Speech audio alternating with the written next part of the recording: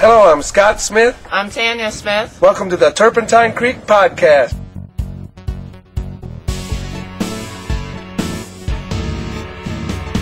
Staff biologist Carrie Trudeau, and today we're going to be talking about two unique members of our family here at Turpentine Creek. Now ordinarily we rescue big cats, but here we have rescued two Bengal cats from Pleasant Hope, Missouri.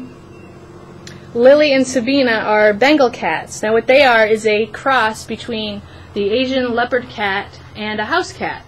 Now these guys have been bred down quite significantly, so they've got a lot more house cat in them than Asian leopard cat. But the idea of this hybrid was to get the unique patterns and colorings of a wild cat crossed with the mannerisms and demeanor of a house cat. Now unfortunately that's not always the case. The cats tend to be very independent. They don't like to be held. They don't really like to play with people a whole lot. They kind of be left to themselves and play with each other. They are very active animals, which makes them not very good house cats either, because they like to scratch on furniture and jump around and get on counters and things where most people don't want house cats to be. Also what happens with the crossbreed is that now the Asian leopard cat is not protected in the wild because there are so many of them in captivity that are being used for this hybrid. So obviously we support preserving wild species, so the Bengal cat is not very good for the Asian leopard cat for that reason. Now here at the refuge, Lily and Sabina have a great outdoor enclosure, but in the wintertime they have to be inside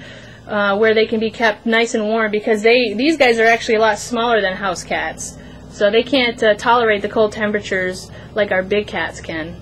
Lily and Sabina are very shy and they don't like a lot of attention from people. So to keep them stress-free, they do have their own private enclosure where they are off display.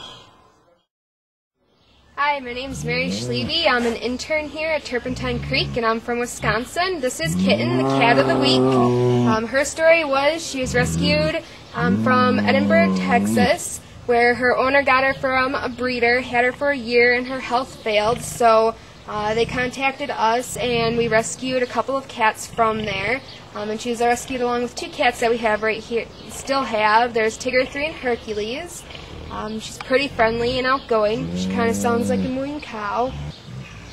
So if you'd like to come out and visit Kitten at any time, you can come out to Turpentine Creek. We're open all year round except for Christmas. I'm staff biologist Carrie Trudeau with this week's question of the week, which is, what is the oldest animal we have here at the refuge? Well, it's actually not a cat, it's a bird. Alex here is a scarlet macaw, and he went through two previous owners, so somewhere along the line his exact birthday and age got lost along the way, but our vets estimate that he's probably about 40-45 years old.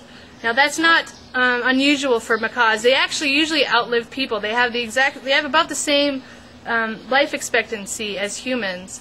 So normally they outlive their owners and they have to be passed along through a will.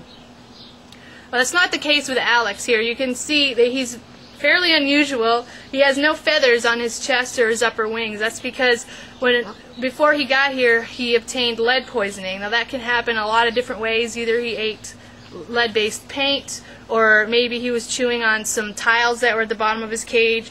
Anyway, it could have come from a toy or anything, really, we don't know. But one of the symptoms of lead poisoning is that the follicles where his feathers are itch, and that caused him to pluck all of his feathers out.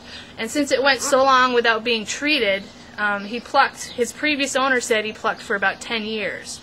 So unfortunately he damaged the follicles so badly that he never will grow back his feathers. So we have to treat him really carefully. Even though he's a tropical bird, normally they can come outside when it's about 80 degrees, but because he obviously has no feathers to keep him warm, we have to be really careful and make sure it's about 85 or 90 before we let him outside. And in the winter months we have to have several heaters on him and a blanket over his cage to make sure that he stays warm. So right now we have him in his outdoor enclosure because it's so nice. So if you come to the refuge during the summer months, you can see him in his outdoor enclosure. Otherwise, he's normally located inside the gift shop behind the register counter. So come on out and see Alex here at the refuge. Yes. Really? Good job. You got him. You got him. Good boy.